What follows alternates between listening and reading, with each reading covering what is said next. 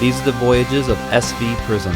The crew on board are searching for exotic landscapes and foreign cultures as they sail their 33-foot sailboat beyond horizons. We left Cabo San Lucas at 4 a.m. and motored north into the sea.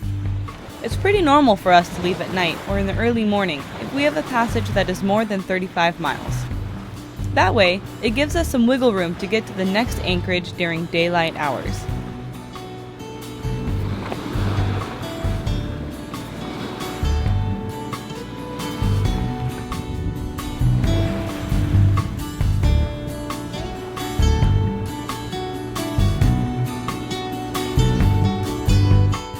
The sea greeted us with a pretty sunrise and a light breeze.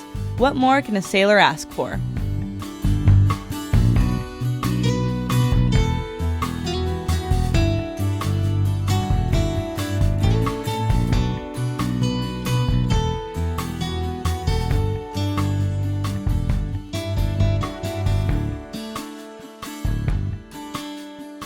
We are 12-15 miles out.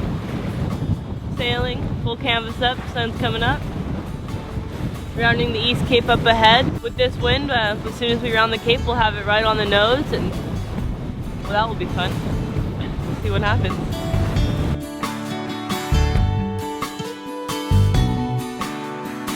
Now we are under sail, close haul, full sail, Yankee staysail main. Sun's coming up right now, starboard side. We have Cabo San Jose to our port. Wind's blowing probably 12 to 13, maybe 14 knots. White capping. The next bay we're going to is called Los Frailes, which is only around the Cape here. It's basically due north. I guess it would be more northeast. And this wind's coming from the northeast. It was actually a great thing that the wind slowed down, so we could really get a good look at this beautiful coastline. It was a different looking coast than what we were accustomed to on the Pacific side, offering more shades of green and more signs of people. Luckily, the temperature was perfect being early January. We could only imagine how hot this passage could be later in the year.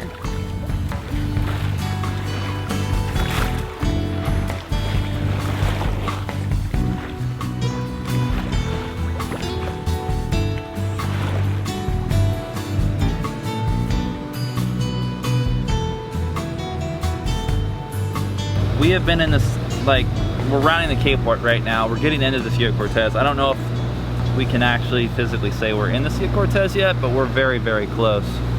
And so far we have seen a big sea turtle just swimming right by the boat. That was really cool. The whale's right behind us. There's a whale right behind us, supposedly. Yeah, honey, it's right there. Oh yeah. Just spouted. Just hanging out with us. Currently I'm doing an interview, so I can't really shoot it, but and there's no wind. The wind totally died. You would think that we would have learned our lesson by now, not to tempt Mother Nature and complain about a lack of wind. Because as soon as we rounded the point at the East Cape, we were met with 15 knots of wind coming directly from our destination. Prism heeled as we tacked up into the sea. This is the first windward sailing we had done since the San Francisco Bay, so it felt good to change things up.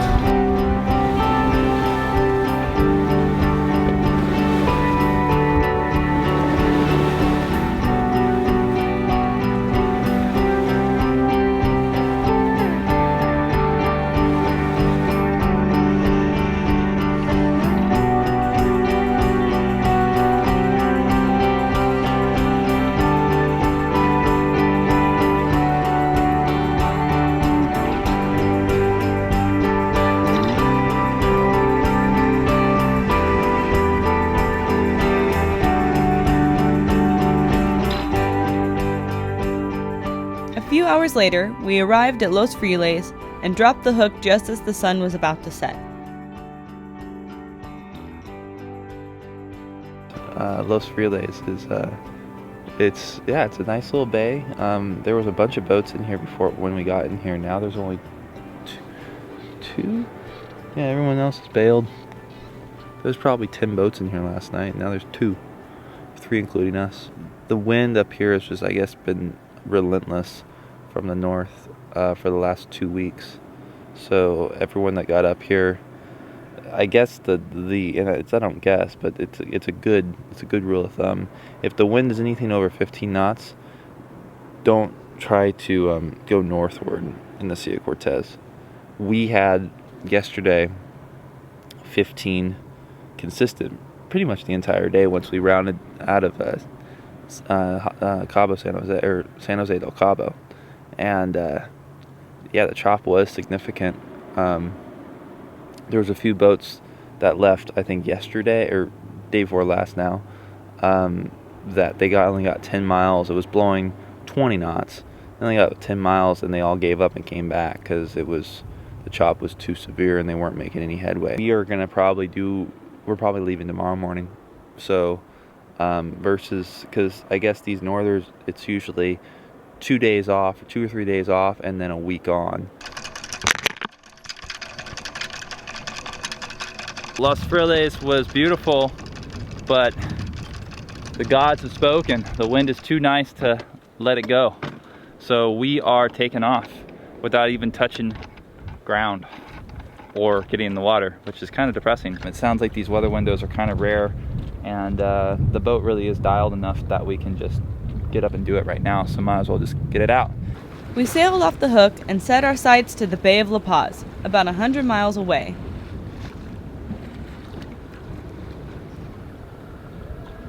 The wind was light and again coming from exactly where we wanted to go, so it was a slow crawl northward for Prism.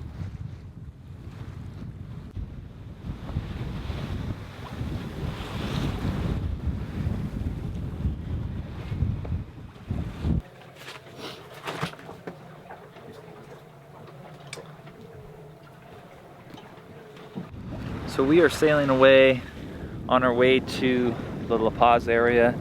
We're about 2 or 3 hours into our sail right now. Wind's pretty light, probably blown about 8 knots. We get the drifter up, staysail, main. And we are going against a little bit of a countercurrent right now too, so we're only making about 3 knots. But we are just kind of heading up. Still you can see Los Frailes is still like right there, so we've only made probably 3 or 4 miles. Still haven't caught a damn fish. I've always heard the fishing in here is nuts, crazy good, and I haven't caught a fish yet, so everything's still out. I'll leave it out until twilight's over, so, and then it's probably slowing us down. I mean, having that feathering prop is probably worthless right now due to how much drag we have with lines out. We have the Rapala, which has a ton of drag, and then we have 2 hand lines and the hand lines are half rope or line and the other half monofilament, so they have a ton of drag as well. So we probably would have another knot worth of boat speed right now if we pulled those in, but we really wanted fish. But it looks like they're gonna get away from us again tonight. We've seen some bigger things around us, so I'll shut up and shoot the sunset because it's probably gonna be decent. I don't know, there's no clouds. It is beautiful out. The wind died as soon as the sun set, but we got a good push from the flood tide as we motored throughout the night. Funny thing, Sean, throughout the Rapala this morning on the rod, when the rod got hit, I guess it didn't have enough drag set on it, and it just bent over the rod holder that we have a big bronze rod holder that holds it, but just slid it down basically and just shot right out of it. So we lost our trolling rod and reel this morning. Oops. We're really good at losing things on this boat. It's awesome. The sea claims a lot. Accidentally.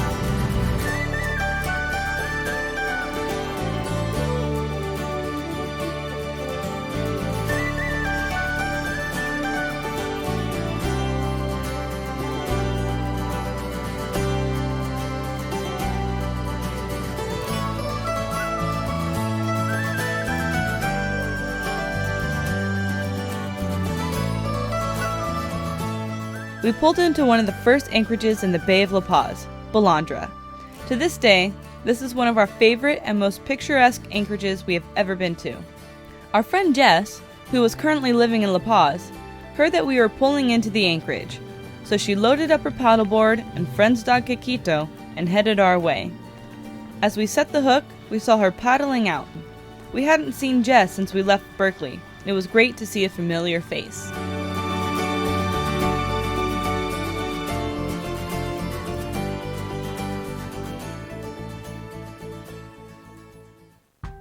Over the next couple of days, Jess continued to visit. We all tried out her paddleboard and continued to explore this little bay.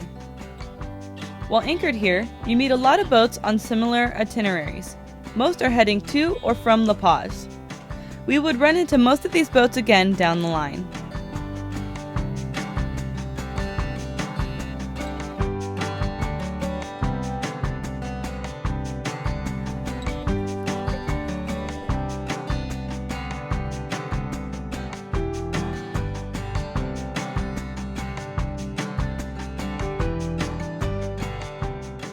Bandra Bay is known for the mushroom rock named El Hugo. El Hugo is a treasure to the local people, and we were told that it fell down a number of years ago. So the locals bound together and had a rock rising ceremony, with concrete, rebar, and of course, cervezas. El Hugo stands proudly once again. Balandra is also known for its pristine beaches. There are quite a few to choose from, and chances are you can have the whole beach to yourself.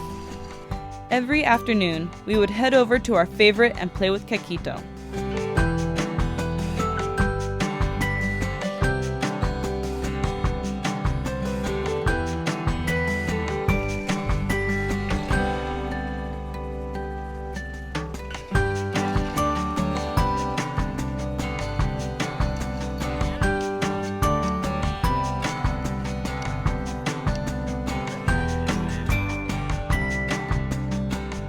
When a bay like Balandra is your first stop, it's kinda hard to leave.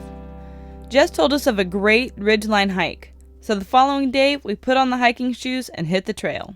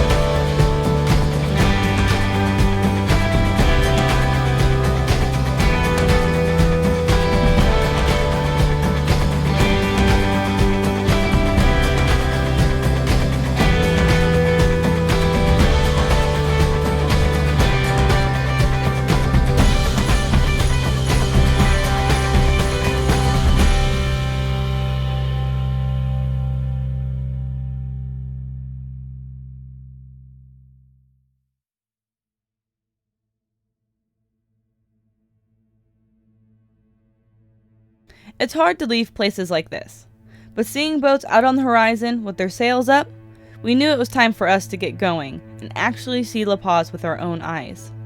So we packed up the boat and started out on the 20-mile sail to the capital of Baja, California. We left for La Paz with our friends Daniel and Michelle on SV Kaya in a light wind race. We both raised our large drifter sails and made about 2 knots the whole way there. We, however, turned on our engine at the beginning of the 4-mile-long channel that leads into the inner harbor in Anchorage.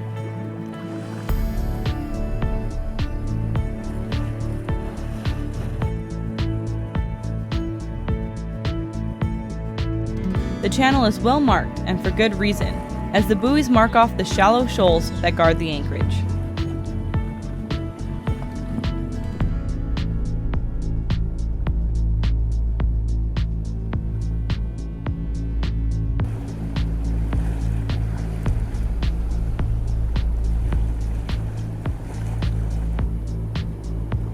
On our way in, we passed 2 of the 5 marinas and one of the boatyards that hauls out boats for maintenance and hurricane storage. We could see some of the damage left from Hurricane Odile that hit La Paz hard a few months before. It had sunk a number of boats, toppled some of those that were on the hard, and killed multiple cruisers that waited it out at anchor. It is a reminder that the temper of Mother Nature can be devastating. Once we passed the yard, the view of La Paz from the water had us hooked with its charm, and we were excited to drop the hook and hit the town. If you enjoyed this episode, tell us what you think in the comments below. And a big thanks to our supporters from Patreon and donations from our viewers. Next time on SV Prism, we go into La Paz and find out that it is everything we were told and more, as we explore the city and the fun vibes of the locals. We try out fresh Mexi corn as we walk the giant Malecon that is one of the best in Mexico.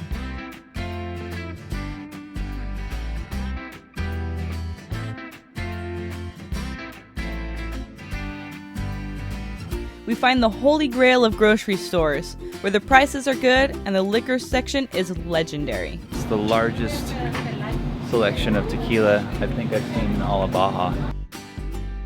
We then get back out for a reprieve from the city to explore other coves near La Paz. Then it's time to do some of the never-ending boat work. But we keep the mood light with new friends on board. Later, we do a run out to Isla Espiritu Santos, where the fishing is good and the company is better. It finally rains when we get back to La Paz, and we start our plans to go visit family for a late Christmas in the States. Until next time, fair winds and following seas.